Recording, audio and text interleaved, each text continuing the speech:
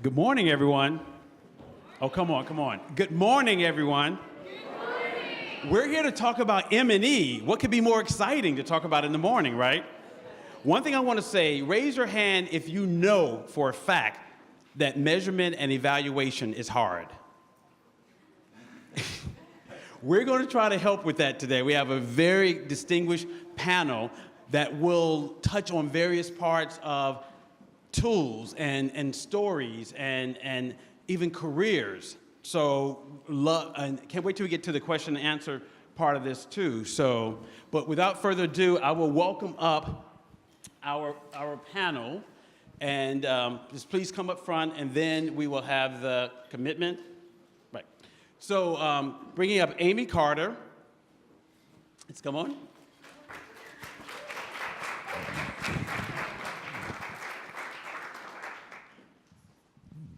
Sara Minkara, please come on up. Yeah, actually, I'm going to sit here, so I'm right next to that. Bob Lloyd.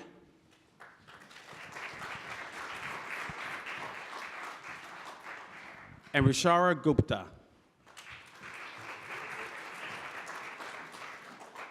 And we'll get started, but first, I think I went out of order, so I may get a demotion already.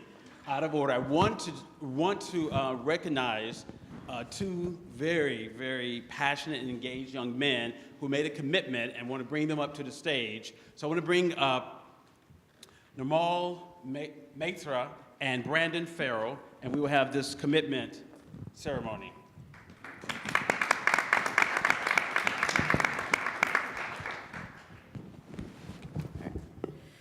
Hello, everyone. Good morning.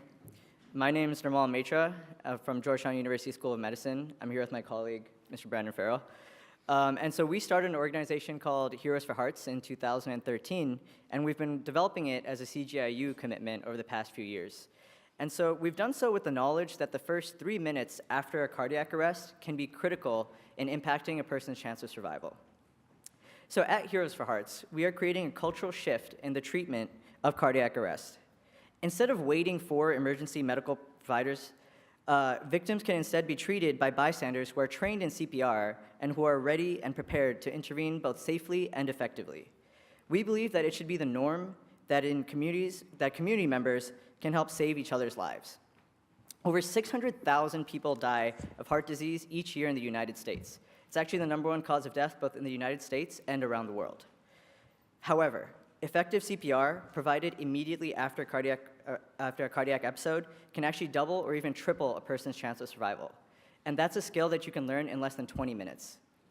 Heroes for Hearts is a completely student-operated nonprofit based in Washington, D.C.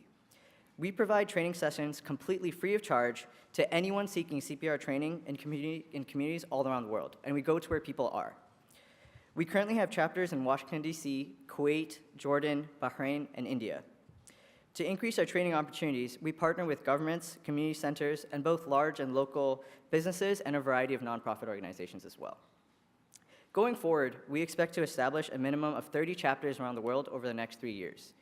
Conservatively, each chapter is targeted to train around 1,000 individuals during their first year, and at minimum around 2,000 per year thereafter. Heroes for Hearts trainers and members are all volunteers, and we are completely a volunteer organization. We believe that by offering CPR trainings, we hope to equip people around the world with the ability to save lives. People can feel safer in their homes and in their communities knowing that bystander help is readily available, and we will save lives. Thank you.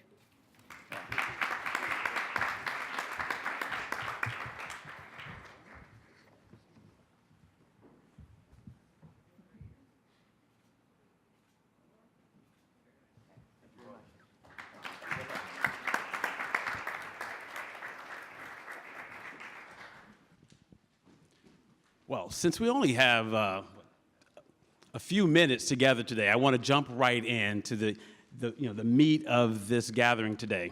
And so what I will do, you have everyone's name and title up here. But what I'm going to do is ask each one to quickly, you have their titles, but I want them to tell you what they really do.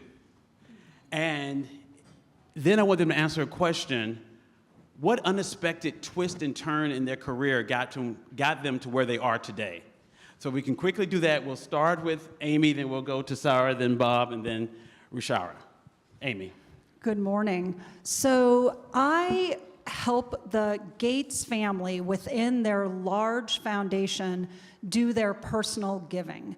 So these are the things that are a personal passion to them, in addition to the global health, global development, and the US program work. So I often describe it as the kitchen table philanthropy that they do, that you all might do, or that your parents might do, one time a year. But these are their passion projects because of relationships or things that they just care about deeply that they want to fund, and the foundation is the vehicle for that personal giving. So that is what I do, and on a daily basis it can be anything from working with the Smithsonian Institution to the Seattle Children's Theater, to working with individual family members, and pretty much everything in between. It's very much an all duties as assigned kind of role, which makes it very challenging but also very rewarding. Sorry, I was gonna clap, but then.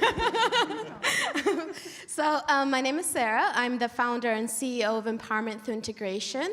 Actually, this NGO stemmed from, I was a CGIU alum, so right now to where we are right now, it kind of bloomed out of CGIU. It's right now an international nonprofit organization. We're based in Boston, but we do both international and US work. And our focus is changing the narrative surrounding disability, moving from a charity-based perspective to a value-based perspective. So I'm very clear about not saying human rights, but value-based perspective. So how can we get, on one hand, society to believe that the inclusion of people with disability is a value for all. When we don't include people with disability, we're losing out as a society. And on the other hand, we're trying to work with individuals with disabilities, more specifically youth in the developing world, to believe in their abilities, to embrace a disability as a strength, to believe that they belong and they have a potential to not only be authors of their own lives, but change makers in society. So this is a lot of abstract work, hard work on both levels, because what we're ultimately trying to do is tackling the stigma. So we have direct service programs in countries like Lebanon, a wide range of programs that build on each other, and then we also do these inclusion trainings for corporations, nonprofit, and government and academic institutions. Thank you. Great. My name is Bob Lord. I'm IBM's Chief Digital Officer, and my job is simply to empower the world through IBM technology. So it's to unleash IBM to empower the world. What that means is, of the $85 billion in revenue that IBM does a year, I am unleashing our technology tools in the last 2 years to the 22 million developers out there to do things for social good. And that's my job. It's to make our tools accessible online for any data scientist, any developer, any business owner, and to basically have them use that for social good. Hi, I'm Ruchira Gupta. I'm the founder of Apne. It's an organization which works against sex trafficking. We work inside brothels and red light districts in India. And I also work in the United States, helping the United Nations and the US government develop policies which will make sure that the work we do on the ground stays protected, and also that we can change systems so that every last girl can be saved from sex trafficking. The way I do it is sometimes going inside brothels and sitting on a bed and talking to a mother who wants a different destiny for her daughter from prostitution. Or sometimes I'm in a police station or a court facing off a trafficker and explaining to a judge why the trafficker should be in jail, or facing off a knife. Sometimes when someone pulls out a knife at me and says that we won't let you walk inside the red light district, or replying to trolls and real people from the sex industry who attack my work on Facebook, Instagram, and Twitter very often if I challenge them. And in the United States, helping United Nations and different governments across the world to create better laws and policies so that there are systems in place so that the blame can shift from the girl or the woman who's trafficked and who's stuck in prostitution to the perpetrator who buys her, and to the traffickers who simply go looking for her in the poorest of neighborhoods like inner cities here or slums or caste ghettos in India. Just for turning a profit. And so it's a range of work. I've helped more than 20,000 women and girls in my lifetime directly, but through the laws and policies, I hope to reach many more. And my I've done work girl by girl and law by law, but now I'm at a moment when I feel that to create a world in which no girl or woman is bought or sold, what I really want is cultural transformation. So for a man to think it's not cool to buy sex, for a trafficker to think that, or a potential trafficker to think this is not the business I want to get into. And how do we do that? It's like changing behavior has happened already around smoking, where we don't smoke in public in front of other people so that they don't get affected, or we don't throw garbage out of the window. So I'm looking for that cultural transformation to end this global epidemic of sexual violence. And to do that, I'm thinking of a long-term global campaign called The Last Girl, which is to make and humanize every last girl that we can think of who's the most vulnerable of human beings we know, who could be the 13-year-old in a brothel or the 17-year-old in a street corner here in America. And I want you all to imagine her for a minute. She is poor, she's female, she's a teenager. In India, she's Dalit or low caste. In America, she could be black or Native American. In Europe, she could be a refugee or running away of ethnic minority or religious minority. But she exists everywhere, and it's her intersecting inequalities and vulnerabilities that are preyed upon. So how can we make sure that we have a system that reaches her? Well, thank you.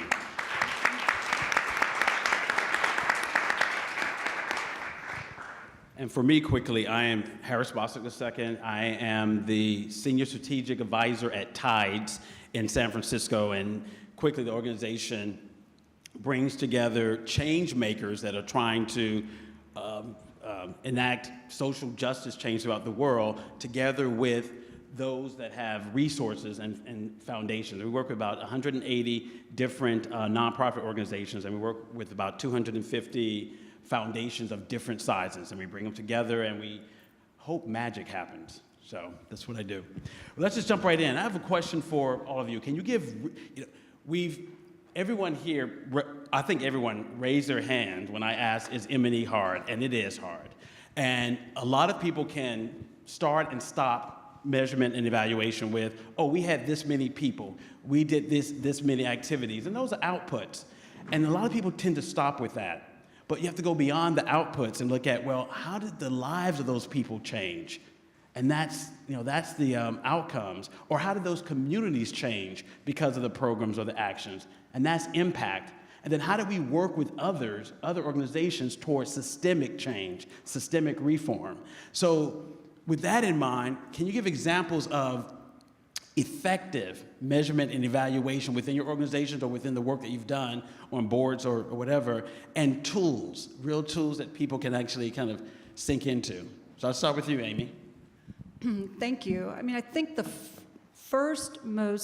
we do a lot of monitoring and evaluation at the foundation, and I'll give some examples in a moment, but I think the most important tool when you're starting that discussion with your funders or with your partners is listening, so that they really understand and that you really understand what you're driving towards in terms of change. And of course, there's the big, lofty, big, hairy, audacious goal, but you need to be time-bound and realistic.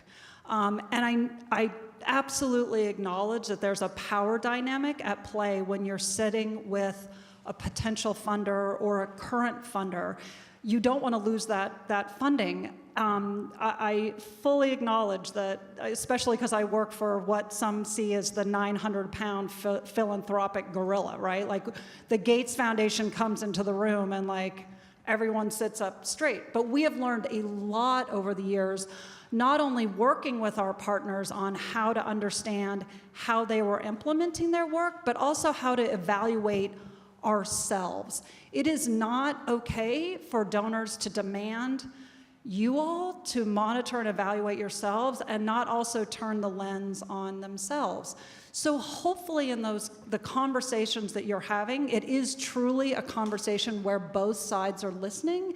And don't be afraid to ask your funding partners to sit side by side with you, to make it an equal conversation, so you really can understand what they expect to see as you implement your hopes and dreams. Because you must remain true to what your goals are, and of course you need their funding to do that, but if it doesn't, if what they want you to go after is not your mission and what you believe you can actually do in the course of a year, 2 years, in the short, medium, or long term, then think really hard about how that's going to change your organization that you're trying to grow.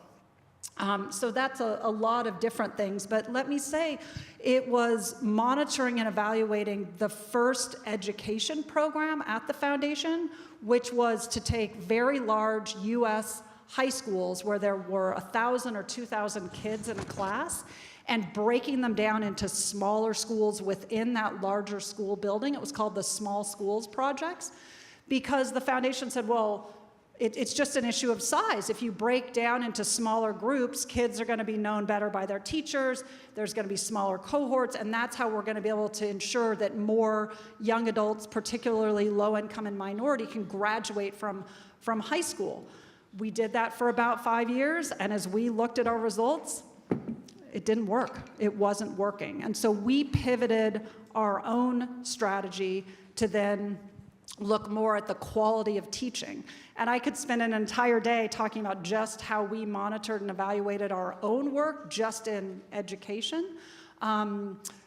So it's important that your funders, and you can't control this, but hopefully they are being self-reflective on how they're doing it, because it's very hard. But then hopefully they're also sitting with you side by side in a very honest conversation. And don't be afraid to push back and say, but that's taking me in a direction, if you want me to measure that, I'm not sure I can. I need to stay true to what I can do realistically. And so really engage in listening. I would say that's one of the most important tools over log frames and theories of change and so on. You are probably going to have to get there. You do have to document what you want to do. But I would start with listening and really coming to see eye to eye with your partners and your funding partners on what you are going after in your monitoring and evaluation work. Now, Bob, can I have you jump in? Yeah. So look, from a business perspective, we have to justify how we put money into social good causes. And we used to measure lots of different outcomes. The number of hours, we put 1.2 million people, volunteers on the street every year at IBM, right? We've decreased our carbon footprint by 48% since 2015. Like, I can go through with a lot of activity numbers, but ultimately the way that I justify the $30 million investment that we're putting into something like Call for Code is employee retention, right? So the fact of the matter is, if I can have an employee program that helps to improve my overall retention, it's a really good cost savings to the business, which is then cost savings to the shareholders. So somehow when you're going, and my lesson to you would be, think about what are the business levers you're helping to pull as the company donates money to you or supports your cause. And the number one thing that we've been able to zero in on at IBM is all about employee retention, especially in the times that we're in right now. Because all employees want to activate somehow, right? They want to get on the ground, they want to do something. So if you can figure out how your program can help to activate those employees, then that will actually get the employer to want to lean more into your cause. And it's been actually the saving grace for me in the last 2 years to try to get more money secured through the organization to go after our campaign. And Sara, let me ask you just a little take on that. You founded this incredible organization that's doing impactful work around destigmatizing disabilities in Lebanon. How do you communicate progress and measure success of such a complex goal? Yeah, it's a really good question. And coming from the other side of the perspective, just to take a step back, our goal, our long-term vision is making sure that the entire 1 billion individuals in this world are empowered and integrated into society. So that's a huge, ambitious, long-term vision. That's not going to be achieved in my lifetime, to be honest. And it's very abstract. And knowing that, we had to take a step back and figure out, well, what is the impact that we're trying to create? because we are trying to make a cultural narrative shift, right? We're trying to really move how we perceive people with disabilities into a positive lens. And we started off, to be realistic, actually, the first program that we had was called Camp Rafiki. And it was bringing together blind and sighted kids, so kids with and without disability, through this recreational educational camp. And I thought to myself, I was very naive, and I was like, oh, this is beautiful. You know, when you bring people together, you're able to break down the barriers and the stigma and et cetera, and, you know, very naive. But I had to evaluate the impact of this program, and I realized, well, first of all, these kids with disabilities, they're not yet fully ready to be integrated. A lot of them are hidden in their homes. A lot of them have never been out, have never been to school. They've never interacted with their peers. And when you take a kid like that, from that kind of experience, and you're putting them in an integrated setting immediately, you're almost disempowering them and perpetuating that narrative even more, right? So we're like, okay, well, we need to then teach them life skills. How do they use a white cane to get around? How do they use, how do they do cooking classes? How do they manage their finances? How do they go shopping? How do they become independent? So we implemented this life skill program, which was amazing. But then what happened? These kids would come back to us every year like, well, my parents don't want me to use a white cane because they're ashamed of me being blind. So here's my cane, take it back. So then we realized, well, okay, we need to include families and parents into our programming because we cannot put them in a space where they feel empowered and independent and then they go back to this disempowering narrative. So we established a family workshop. So we kept on innovating our programs because we were evaluating the impact. And it helped us evolve into a cycle of 6 programs that build on one another and build the impact on one another. But then we also realized that the burden should not lie on the shoulders of these kids and the families only. We need to include the community. We need to include the society. So that's why we started really putting effort into building partnerships, into bringing in the media, into creating this community celebration where the impact is showcased to the community. So that way it becomes a dual effort from the individual level and societal level. And we're still learning how to continuously do the M&E, right? It's a learning progress. But one thing to also be realistic, as an NGO, we have limited resources. Mm-hmm. You know, we get this limited funds, and we're like, where can we put it towards? And ultimately, do we put it towards adding more programs and being able to bring in more children, or do we put it towards actually doing also M&E? And we've had to straddle the balance between those two things because both are important, because M&E helps us innovate and improve our programs, and it becomes a beautiful, positive cycle. But what we realized, we had to communicate that with our funders and be very open and realistic and communicative. One last thing which I want to make a note of, which we've had to also learn, the balance between going deep and wide. A lot of donors and funders want us always to, what are the numbers? How many people did you impact? Give me, give me, give me. I've had one time say, I want you to reach 1 million children by this year. And we had to take a step back and realize, no. Yes, I can easily take white canes and give 1 million of white canes to blind kids in the next year, and that could be amazing on a very external surface level. But as a person who has a disability, who is blind, I realized that I would rather make an impact for one kid's life and go deep and empower them and work with them for years to come than go the other way. So it's a balance act. Can I just jump in for one moment? I really want to underscore what you just said about having the funders help pay for monitoring and evaluation. If they care about it, they should help you pay for it. And I know that probably will take a really deep breath to get up the courage to say, well, if you want me to really measure my impact, I need funding to help do that, but do it. Yeah, and the other thing too is there's an enormous wave of diversity and inclusion and efforts going on in corporations right now, and I'm not sure that everyone thinks about disability as one of those pillars when you think about diversity and inclusion. We do now at IBM because we had an IBM community come to us saying, hey, we want to be part of this community, but I think thinking about it in a broader sense could give you lift in the overall diversity and inclusion initiative. And Ruchira, I want to ask you, as a practitioner, how have you seen M&E and data kind of change the culture of social justice work? You know, it's interesting because sometimes M&E is designed by people at the top, and the panelists before me have already spoken about the dangers of that. So what I have seen in social justice movements is that they have not looked at the top to design the M&E, they've looked down. And by looking down, they have actually sat in circles with the people whose lives they want to change and try and understand from their point of view, what does change look like to them, and develop indicators from that process. And that is what I have done in the anti-trafficking movement, is actually sit with survivors and girls at risk and ask them, what does change look like to you? So initially, you know, we adopted a lot of models and, you know, what was scalable and replicable, and used all those terms and took help from McKinsey to design our first business plan and all of that. And literally over the years, we threw it out of the window. It was fine to have a framework and a goal. And but literally after listening to the women, I realized that Apne Aap, roughly translated, could mean self-help in Hindi, but then we abandoned that translation and said it means collective self-action, because self-help began to be associated with the microcredit programs, and we realized a prostituted woman cannot, how is she going to repay the loan or pay interest on the loan that she takes by prostituting herself, so entrenching the harm to her. So we abandoned the translation itself of Apne Aap to self-help.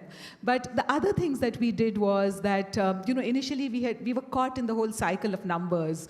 We will reach 500,000, we will reach 1 million people, etc. And then later we said, no, we don't want to do the numbers game. We want to go deeper and create an approach which anybody we can share with, rather than saying we will replicate our model. And so that's how we then created an approach called the 10 asset approach, or the asset-based community development approach, by listening to the women and girls and sitting in circles with them, and putting in assets which the women and girls would gain, which were both tangible and intangible. And that took us away also from the SMART framework. Many of you may have heard of the SMART framework, which is so prevalent everywhere: specific, measurable, achievable, results-oriented, time-bound. And we found the dangers of that was that because it had to be specific and measurable, it often became product-driven. And also because it was time-bound, sustainable programs were not created. So something which was long-term was abandoned for something which could be counted and measured and be done immediately. So we found, for example, there was a massive condom distribution program in India, funded to the tune of $500 million, with UN agencies, big foundations, everyone supporting it. But how were the condoms distributed in red light districts? Pimps and brothel keepers were hired on staff as peer educators to distribute the condoms. What it did was empowered the sex industry and disempowered that last girl that I was talking about in the brothel, because she didn't need a condom, she needed to be in school. So we began to talk to big foundations, and I'm happy to report that the one foundation which listened to us was the Gates Foundation. Many others did not listen to us, they course corrected. So this is how, by listening to the women and understanding what they needed, we were able to change paradigms, develop new things. For example, and I come from the land of Gandhi, and he possibly led one of the biggest social justice movements in the world against colonialism. And for him, I was thinking, what was his, did he have a SMART framework? He couldn't have, because when he told the British to quit India, that was at that moment, it neither seemed achievable, nor was it measurable in immediate terms, nor was it time-bound. It took him 30 years. And same thing with Nelson Mandela. So I thought that we need to have a higher and loftier framework. Maybe we should think of something called IDEAL, which is idealistically mission-driven, which is not time-bound but sustainable, and which is based on the needs of the individual rather than on products, and see what is the framework we can develop, and then inside that embed SMART, but not only have SMART. And I'll end with a quote from Gandhi, because once a British reporter asked Gandhi, Mr. Gandhi, why do you always travel third class?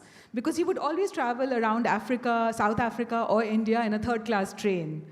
And he would listen to what people were saying there. And he said, because there is no fourth class. So I invite all of you to think about that how can you reach that last person to bring about the social change you want, to understand what you really want to do, and what are the indicators that that last person would offer.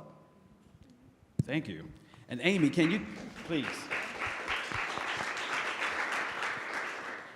Amy, can you describe a specific instance where program evaluation dramatically changed your foundation's strategy or theory of change around certain work?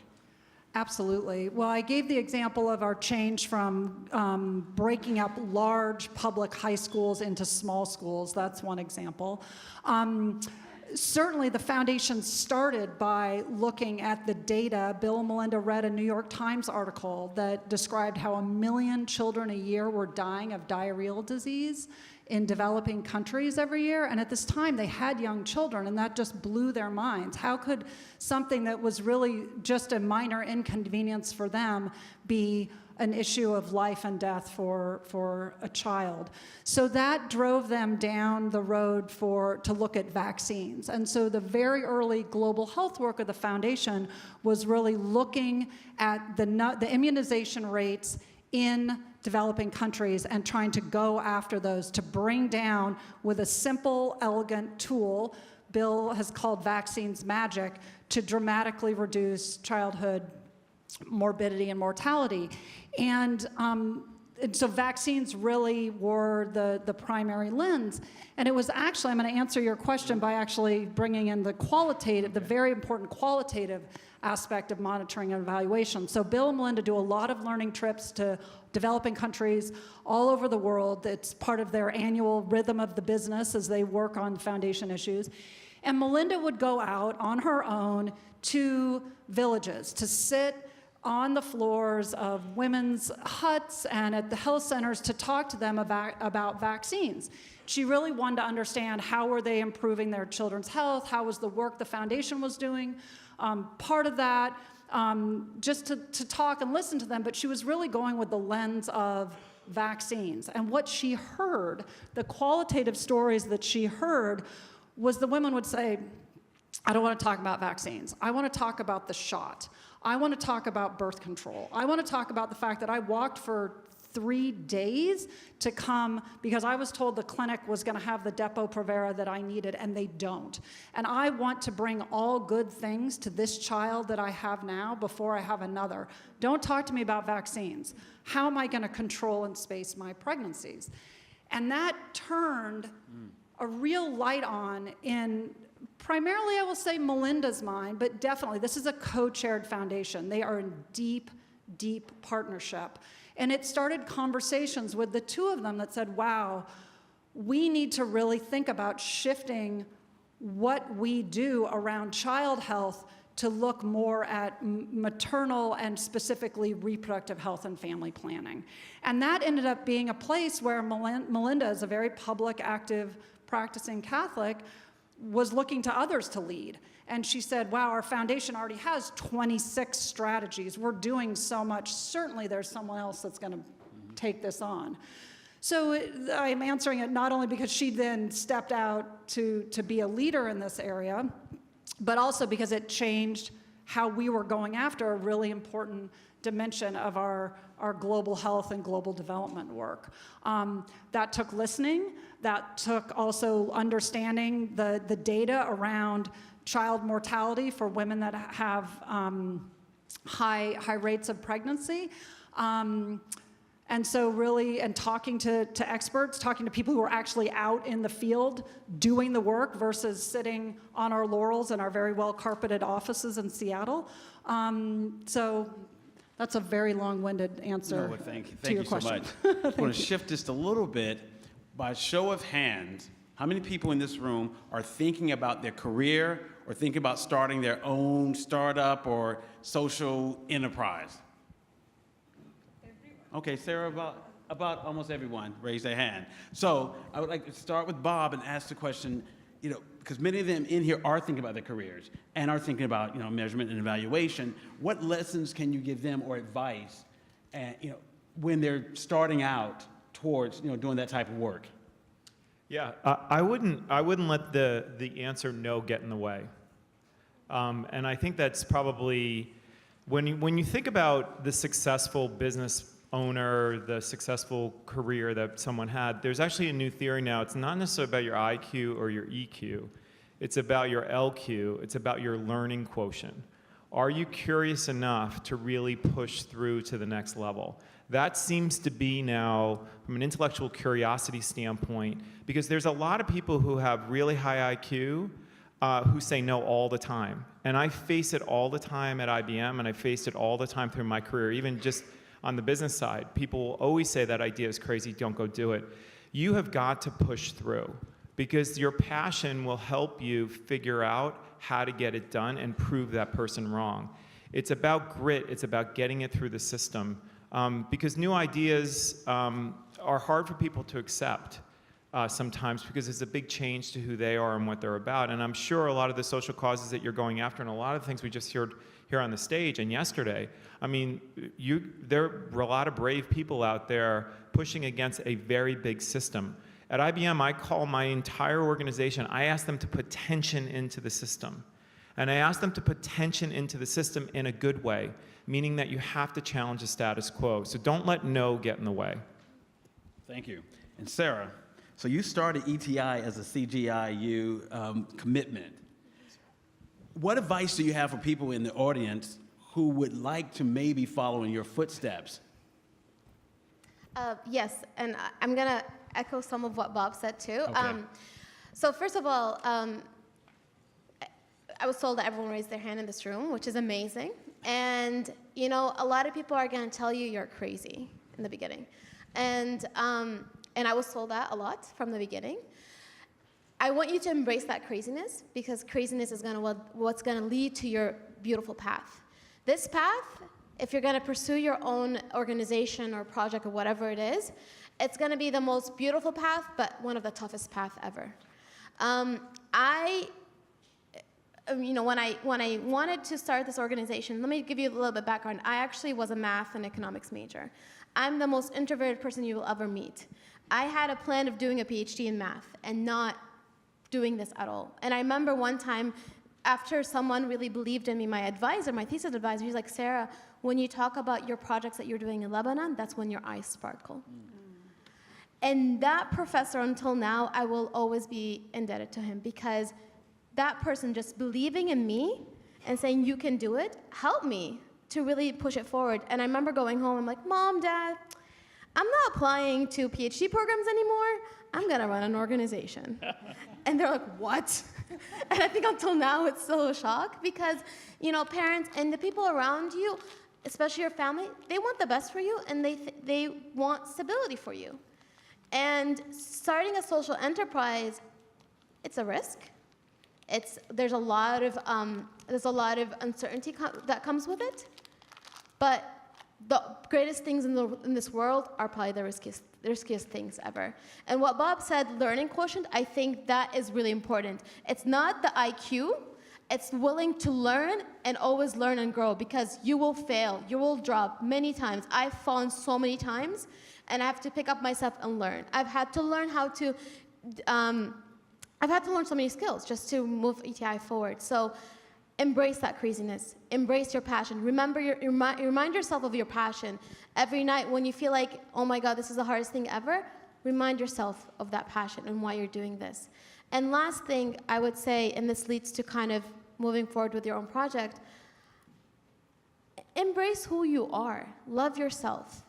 Reflect on all of your identities, ones that you think might be negative or positive, and see the strength behind every single identity of yours and how those strengths can lead into your project. If you have that self-reflection on a daily basis, you will continue to grow. So that's kind of my advice, and go for it, you know. Thank you.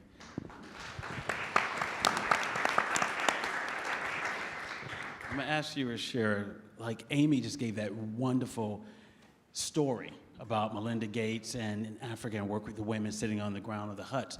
Give us, because the audience can take a story away and then they can interpret it their own way. Give us a story about how you have seen, how you've measured and measured impact and actually seen it work, and a story, you know, with the work that you're doing. I think I'll give you my own life story. Okay. It's quite interesting, even if I'm saying so. You know, I used to be a journalist, and I was walking through the hills of Nepal, And I saw rows of villages with missing girls, and I couldn't understand what was going on. So I asked the men who were sitting drinking tea, playing cards, sitting in the sun where the girls were. And they, some didn't answer, some were hostile, but the few who did said, don't you know they are in Bombay? Now, Bombay was 1,400 kilometers away. These villages were so remote that women had to walk for 2 hours to fetch firewood. So I couldn't understand how so many girls and young women could be in Bombay from there. And of course, as a good journalist, I began to explore the learning quotient part. And I found that a smooth supply chain existed from these villages to the brothels of Bombay. There was a local village procurer who would go to these parents, offer like $50, $100, take the little girl who was normally between the ages of 9 and 13, cluster together some girls, take her across the border, wink, wink, nod, nod, some money to the corrupt border guards. On the other side, lock her up for 2 or 3 days in shabby lodges, beat her, drug her, till her spirit was completely subjugated, put her into trains and buses, take her to the brothels of Bombay, Calcutta, Delhi, where she was locked up for the next 5 years in small rooms with iron bars on the window, and offered for rape by 8 or 10 men a night, till she was completely used, disease-ridden, had a few children, and then she was told, okay, now you can earn what you keep whatever you earn, because till then she was kept as a bonded slave and told that her father had taken the money against her. And by then she couldn't earn anything. She was thrown out on the sidewalk, and her daughter was used to replace her in the brothel. And behind these women and children being used in the brothels were the brothel managers, the pimps, the organized criminal networks, and the customers. And I hadn't imagined anything like this existing in my lifetime, my generation, my country. I knew slavery existed in the 19th century. So as a journalist, the first thing I thought was I should tell the story. And I did. I made a documentary called The Selling of Innocence, won an Emmy for it, and it all seemed irrelevant. Quit journalism. In fact, with the help of Mrs. Clinton at that time, who was in the White House, I showed the documentary at the UN, and the rest is history, because then I used the documentary to show it at the US Senate, again with the help of the Clintons. And we changed US law. The first law on trafficking was created in the US. We created a UN protocol. And I started this NGO with the 22 women in prostitution who had told their story in my documentary. And here we are, fast forward, there's a movement, there are budgets, there are laws, there are protocols. And I was an Indian, a girl from Calcutta who hadn't even been educated in America, who was able to do that.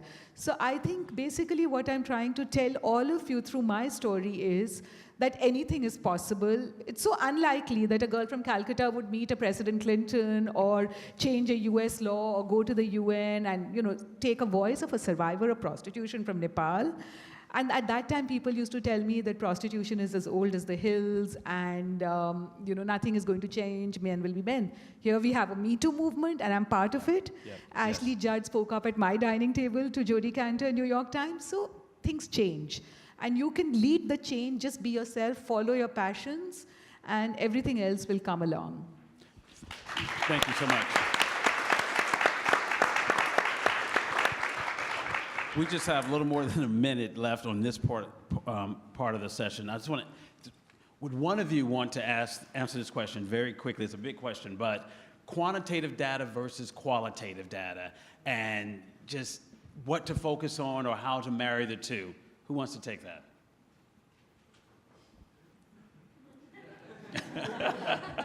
No, look, wait, 30 seconds. I think you have to do both.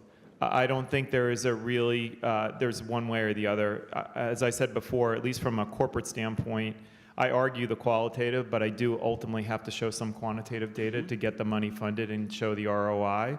But the emotional story from a qualitative standpoint, and that human interest story, is a really, really important pillar, I think, as you mentioned before, about setting that bar higher on what the mission is that you're going after. Because that number one inspires people, but then they have to see something. Like, what is the return? It's a bad word to use, but what is that ROI you're going to get for the investment you're making? So you're having an impact, and I think you have to do both. And then one thing I would say is that you can quantify the qualitative data that you get, those stories. And the first time you start to gather those stories, that's your baseline. And then the next time you gather them, you can now measure quantitatively against that baseline. So you sort of quantify those that qualitative experiences. We can keep going on, but I know we're now at the end of this part. I think, well, Julia, are you? Okay, so you're at the tables, right? We're going to have you up. Julia, are you going to explain this part of it? Okay. So we're going to have about 10 minutes now just to talk amongst the tables about the issues you've heard. Everyone on stage will circulate, and so if you think this is something I really want to question Bob on, you can try and wave him over. But you'll get about 10 minutes just to talk at the table groups about what you've heard, and then it'll be followed by another 15 minutes of kind of Q&A where I can run around with a mic and we can pepper them with your most difficult questions. Okay, while we have Amy and Ruchira making their way up here, we have about 10, 15 minutes for Q&A for the whole panel. So myself and Claire are just going to be running mics, and it's best if you just raise your hand, and we'll try and, okay, I see the first hand. So, sorry, I have to go to who I see first, and I think Claire has her.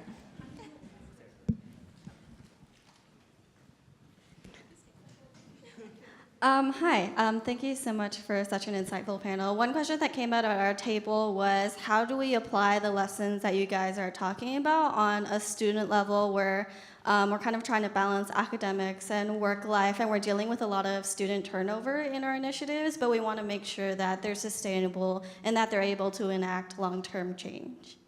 Sara, do you want to talk about that since you went from a PhD program to doing this work that you're doing on the ground? So yeah, I mean, I ran my project through undergrad and also grad school. So I've had to learn how to balance and juggle everything. And I think one thing, to be honest, is first of all, be kind to yourself and realize that you'll drop some balls and things will fall through the crack. It's quite impossible to do everything perfectly. And I think it's also important to be able to have your own kind of sanity, kind of preserved, right? So that's just one thing. But other things, I mean, to be honest, because I started ETI when I was in school, I've had to learn how to mobilize lots of people and mobilize free resources and mobilize professors to become advisors and mentors. I mobilized everyone around me to join the project, whether they had connected to disability or not. And that's a skill that then later on helped me to fundraise and helped me to network and helped me. So I think one thing is every single opportunity that you see, turn it to your project. So I turned in my master's program, I turned half of my classes to my NGO. So you have to start becoming very creative and resourceful. And at the end of the day, if things fall through the crack, which it will, be kind to yourself. Don't worry. Things will move on, and you will grow, and it will succeed.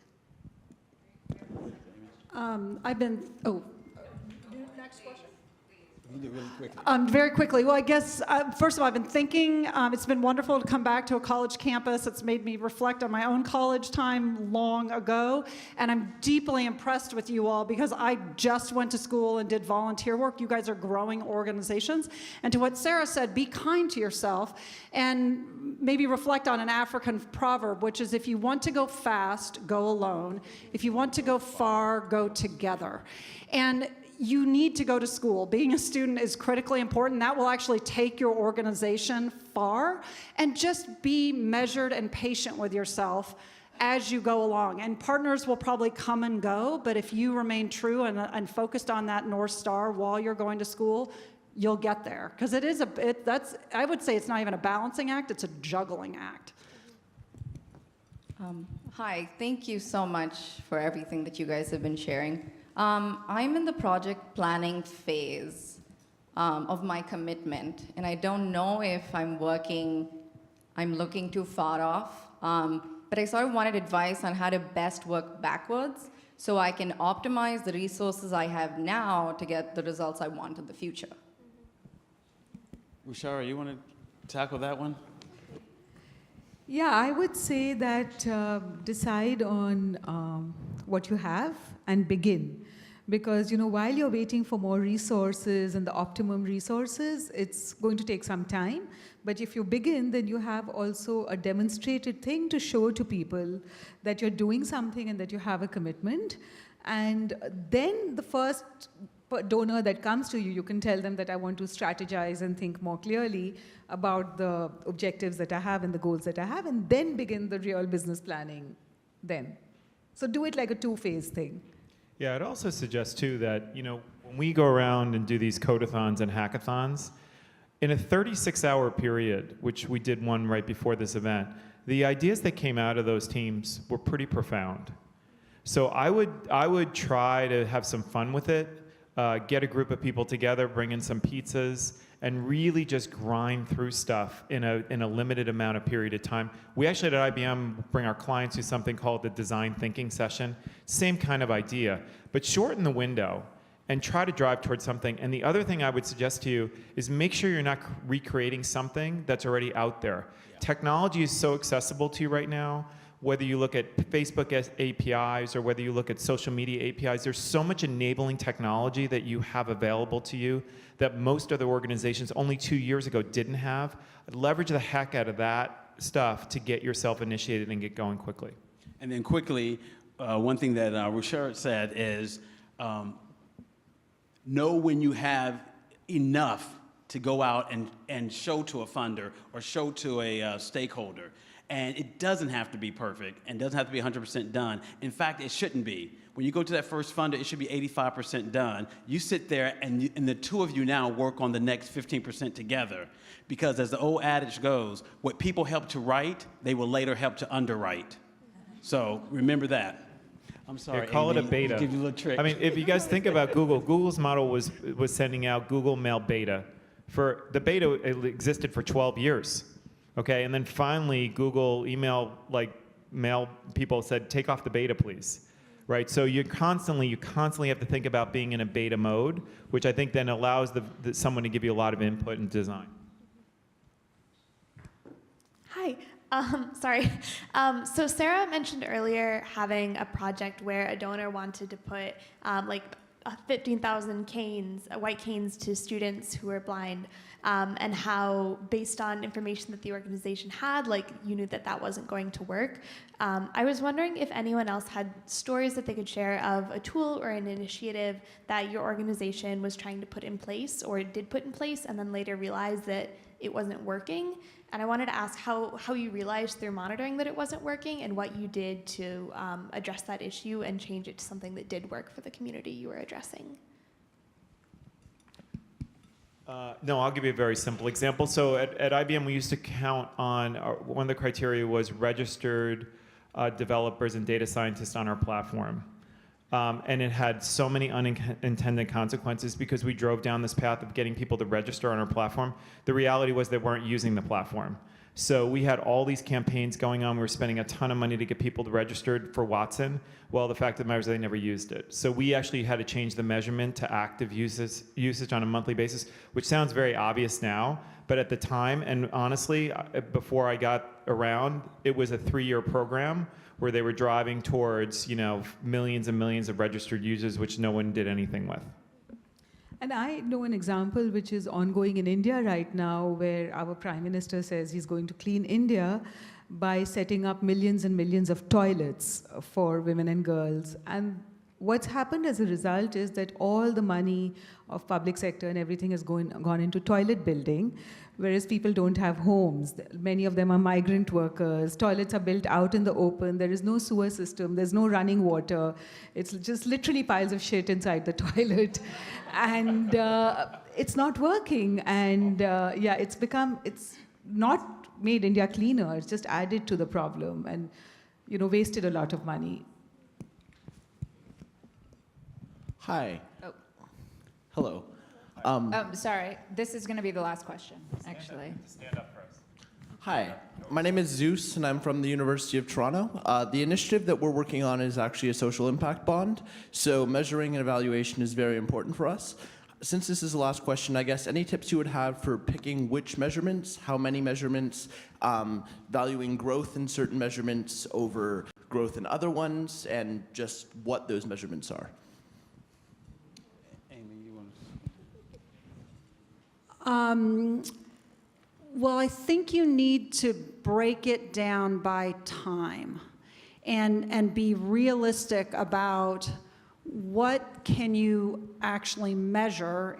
If you're working on bonds, then this is way outside my comfort zone, I'll be honest. This sounds like finance. I have a public health degree, so this is way out of my skill set. But it sounds like you've got returns on quarters, and you've got the market to help you gauge your success. But I would try to translate that. I feel like Bob should probably take this one.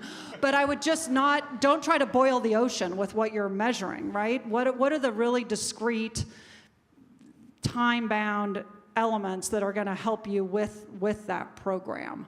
And is that something that you can really simply explain to someone like me who doesn't have a finance background? And how do you explain how you're making progress in a very, very basic way? Yeah, no, look, I think the answer is keep it as simple as possible when you're trying to figure out what the value is that you're giving. And I agree with the idea of breaking it down to getting to a very finite set of measures. If you go beyond 4 or 5, there's too many. And I would just keep it very clear. It also needs to just tie to that bigger ambition that you have. So go from the big ambition and then track it down to the next level and tie the two together. Ruchira or Sara, you have anything to add? But I think that we have reached a point where we have a lot of food for thought. And thank you so much. I think you should have the last word. The last word. Well, yes, okay. So for me, what I would say is know what to measure and know what not to. And I'll give you one quick example. I was working with an organization that provided physical activity for kids. And so we brought on a PhD in measurement and evaluation, and we were trying to show how the use, their participation in sports would actually increase their physical fitness and their emotional fitness and academic fitness and all of that. And then one day we realized, wait a minute, there are 1,000 studies that show if a child has 60 minutes a day of physical exercise, it has all these other results. We don't need to prove that. We just need to show that we're giving that dosage, and so we just shifted everything we did so we could focus on, yes, we are providing them through our service this amount of physical activity a day. So, it was just amazing that we got so bogged down. There's so much data, and Bob mentioned it, on the internet, and so much you can get to. Leverage that, and then see where the gap is, and then you focus your attention on making known what that impact is that's in that gap. So it's really important to just not try to do, as Amy said, boil the ocean, not try to do that, but just focus on those things that you can do and you can do well. Yeah, we're counting on you guys. Yeah, exactly.